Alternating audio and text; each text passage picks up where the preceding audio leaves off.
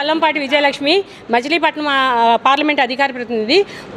మహిళలు మీద దాడులు జరగటం అనేది జగన్మోహన్ రెడ్డి ప్రభుత్వంలో ఆనవాయితీ అయిపోయింది. చంద్రబాబు నాయుడు గారి గవర్నమెంట్లో మహిళల మీద దాడి జరిగి ఒక మైనర్ బాలిక మీద రేప్ జరిగితే వాడంతటికి వాడు ఆత్మహత్య చేసుకునేటట్టు బాబు గారు గవర్నమెంట్లో చేశారు.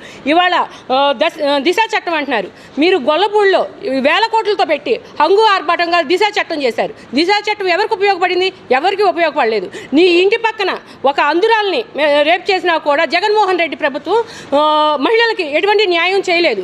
ఈ గంజాయి, ఈ మాదక ద్రవ్యాలతో యువతని పెడద్రోవ పెట్టించి వాళ్ళతో అత్యాచారాలు, అఘాయిత్యాలు చేయడానికి కూడా జగన్మోహన్ రెడ్డి ప్రభుత్వం ఒక కారణమైంది. అయితే జగన్మోహన్ రెడ్డి గారు నిన్న షర్మిలను విమర్శించడం జరిగింది. పసుపు చీర కట్టుకుని చంద్రబాబు గారి దగ్గర మోకరిల్లి చంద్రబాబు నాయుడు చెప్పిన స్క్రిప్ట్ చెప్తున్నాను అంటే మహిళల పట్ల గౌరవం ఎలా ఉంది? నీకు మహిళల గౌరవం ఎట్లా ఉందో ఇప్పుడే తెలుస్తుంది.